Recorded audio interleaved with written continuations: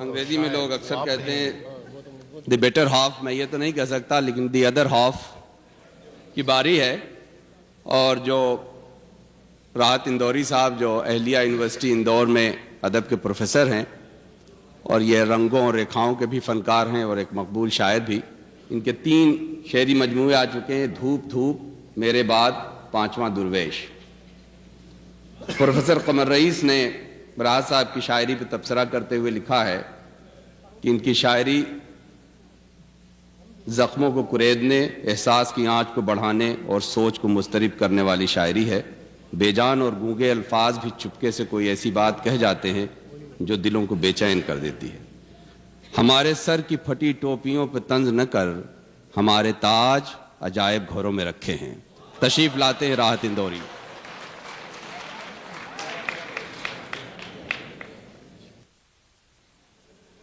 عرض کرتا ہوں کہ مشکل سے ہاتھوں میں خزانہ پڑتا ہے.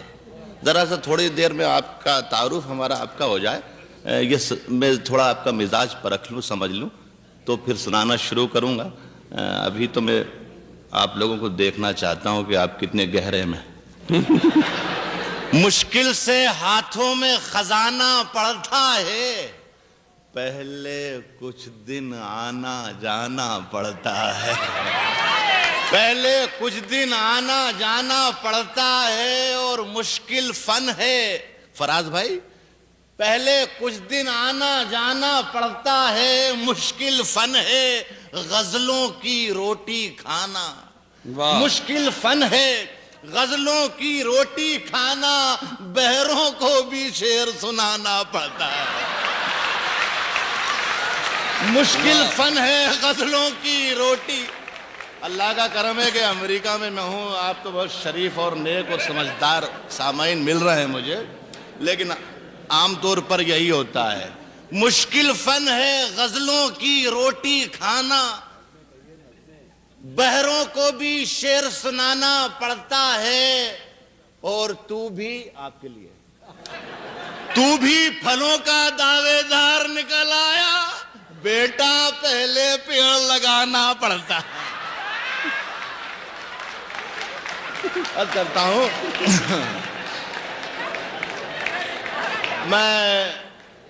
میرا تعارف آپ نے بھائی نے کیا، عبداللہ صاحب نے، کہ میرا تعلق ہندوستان سے ہے. اگر میں ویسے شعر امریکہ میں نہیں سنا رہا ہوں کہ جیسے ہندوستان میں سناتا ہوں، یا جس شاعری کی وجہ سے میں مشہور ہوں یا بدنام ہوں، لیکن اگر کوئی ایسی بات میرے دل سے، میرے زبان سے نکل جاتی ہے تو رکھیو غالب مجھے اس تلخ نوائی میں معاف کہ میری کیفیت کچھ اور ہے. عرض کرتا ہوں کہ اپنی پہچان مٹانے کو کہا جاتا ہے.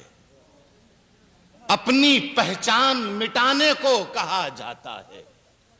بستیاں چھوڑ کے جانے کو کہا جاتا ہے. پتیاں روز گرا جاتی ہے زہریلی ہوا، اور ہمیں پیڑ لگانے کو کہا جاتا ہے. واہ واہ واہ. پتیاں روز گرا جاتی ہے زہریلی ہوا، اور ہمیں پیڑ لگانے کو کہا جاتا ہے. واہ واہ واہ. کوئی موسم ہو، دکھ سکھ میں گزارا کون کرتا ہے. کوئی موسم ہو، دکھ سکھ میں گزارا کون کرتا ہے. پرندوں کی طرح سب کچھ گوارا کون کرتا ہے. گھروں کی راکھ پھر دیکھیں گے، پہلے دیکھنا یہ ہے گھروں کو پھونک دینے کا اشارہ کون کرتا ہے. واہ واہ واہ. گھروں کی راکھ پھر دیکھیں گے، پہلے دیکھنا یہ ہے گھروں کو پھونک دینے کا اشارہ کون کرتا ہے. اور جسے دنیا کہا جاتا ہے کوٹھے کی طوائف ہے، اشارہ کس کو کرتی ہے نظارہ کون کرتا ہے. جسے دنیا کہا جاتا ہے کوٹھے کی طوائف. عرض کرتا ہوں کہ شہر کے بکھرے ہوئے منظر اٹھا لے جائیں گے. شہر کے بکھرے ہوئے منظر اٹھا لے جائیں گے. پھول چننے والے آ کر سر اٹھا لے جائیں گے. آ کر سر اٹھا لے جائیں گے، اور ہم فقیروں کے لیے تو ساری دنیا ایک ہے، ہم جہاں جائیں گے اپنا گھر اٹھا لے جائیں گے، ہم جہاں جائیں گے اپنا گھر اٹھا لے جائیں گے، اور مسجدوں کی سیڑھیوں پر بیٹھنے والے فقیر، مسجدوں کی سیڑھیوں پر بیٹھنے والے فقیر، کیا خبر تھی ایک دن منبر اٹھا لے جائیں گے۔ واہ واہ واہ واہ۔ مسجدوں کی سیڑھیوں پر بیٹھنے والے فقیر، کیا خبر تھی ایک دن منبر اٹھا لے جائیں گے، اور رنگ محلوں کے دریچے کھولیے عالم پناہ، رنگ محلوں کے دریچے کھولیے عالم پناہ، ورنہ شہزادی کو جادوگر اٹھا لے جائیں گے۔ رنگ محلوں کے دریچے کھولیے عالم پناہ، ورنہ شہزادی کو جادوگر اٹھا لے۔ شکریہ جناب۔ واہ واہ، شکریہ راز صاحب۔ عرض کرتا ہوں کہ روز تاروں کو نمائش میں خلل پڑتا ہے،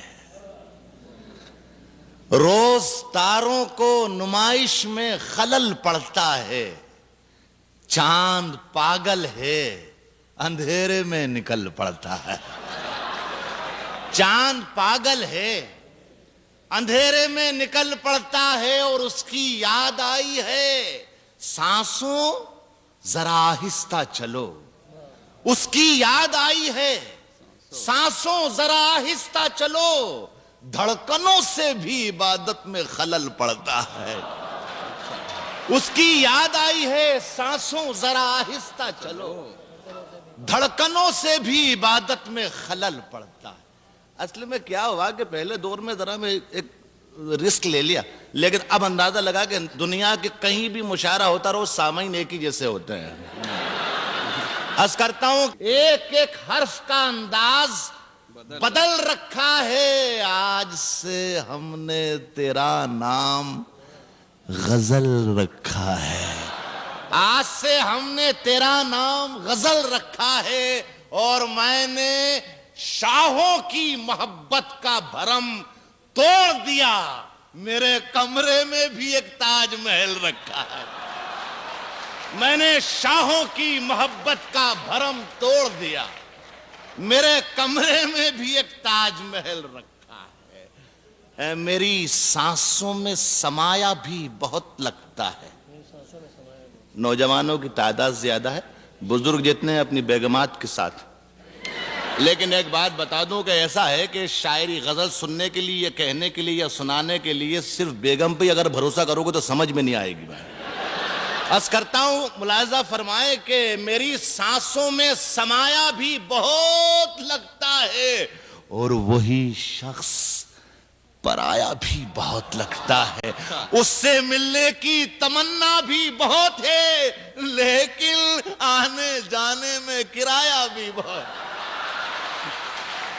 اس سے ملنے کی تمنا بھی بہت ہے، لیکن آنے جانے میں کرایہ بھی بہت لگتا ہے۔ عرض کرتا ہوں آپ شاید اس حادثے سے دو چار ہو رہے ہیں ایسا لگتا ہے، میں واقف ہوں آپ کو جو تنگنائے غزل کا جو آپ کو شکوہ ہے، لیکن ذرا سا دیکھیے ایسا بھی ہوتا ہے، ملاحظہ فرمائیں۔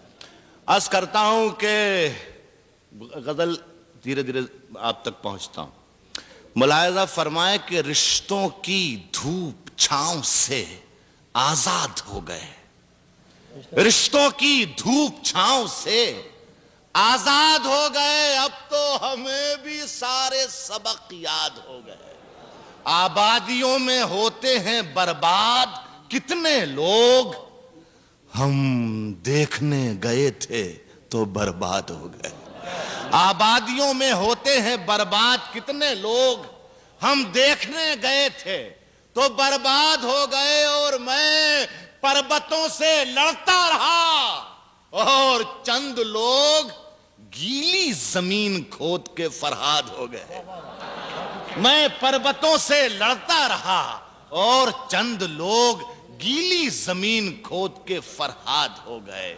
عرض کرتا ہوں کہ جہالتوں کے اندھیرے مٹا کے لوٹ آیا، جہالتوں کے اندھیرے مٹا کے لوٹ آیا. میں آج ساری کتابیں جلا کے لوٹ آیا. وہ اب بھی ریل میں بیٹھی سسک رہی ہوگی. وہ اب بھی ریل میں بیٹھی سسک رہی ہوگی. میں اپنا ہاتھ ہوا میں ہلا کے لوٹ آیا. وہ اب بھی ریل میں بیٹھی سسک رہی ہوگی. میں اپنا ہاتھ ہوا میں ہلا کے لوٹ آیا اور خبر ملی ہے کہ سونا نکل رہا ہے وہاں. خبر ملی ہے کہ سونا نکل رہا ہے وہاں. میں جس زمین پہ ٹھوکر لگا کے لوٹ آیا, میں جس زمین پہ ٹھوکر لگا کے لوٹ آیا, وہ چاہتا تھا کہ کاسا خرید لے میرا. وہ چاہتا تھا کہ کاسا خرید لے میرا. میں اس کے تاج کی قیمت لگا کے لوٹ آیا. وہ چاہتا تھا کہ کاسا خرید لے میرا. میں اس کے تاج کی قیمت لگا کے لوٹ آیا. عبداللہ بھائی کی ہدایت کے مطابق 1.5 منٹ میرے حصے میں اور بچیں. میں اس کے تاج کی قیمت لگا کے لوٹ آیا. عرض کرتا ہوں کہ جو منصبوں کے پجاری پہن کے آتے ہیں, جو منصبوں کے پجاری پہن کے آتے ہیں, کلاه توق سے بھاری پہن کے آتے ہیں. کلاه توق سے بھاری پہن کے آتے ہیں. اور امیر شہر تیری طرح قیمتی پوشاک, امیر شہر تیری طرح قیمتی پوشاک میری گلی میں بھکاری پہن کے آتے ہیں. امیر شہر تیری طرح قیمتی پوشاک میری گلی میں بھکاری پہن کے آتے ہیں. اور یہی عقیق تھے شاہوں کے تاج کی زینت. یہی عقیق تھے شاہوں کے تاج کی زینت جو انگلیوں میں مداری پہن کے آتے ہیں. یہی عقیق تھے شاہوں کے تاج کی زینت جو انگلیوں میں مداری پہن کے آتے ہیں. یہاں سے 2-3 شعر کہ ہمارے جسم کے داغوں پہ تبصرہ کرنے, ہمارے جسم کے داغوں پہ تبصرہ کرنے قمیضیں لوگ ہماری پہن کے آتے ہیں.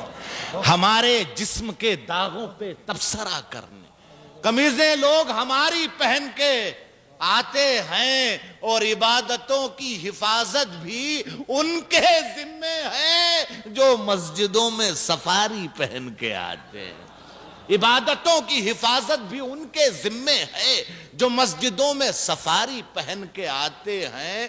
اور یہ مسندوں کی سیاست سیاہ چشمہ ہے. میں نے کہا ہے شعر تو میں سناتا ہوں. یہ مسندوں کی سیاست سیاہ چشمہ ہے جسے امام بخاری پہن کے آتے ہیں. بہت بہت شکریہ آپ کا.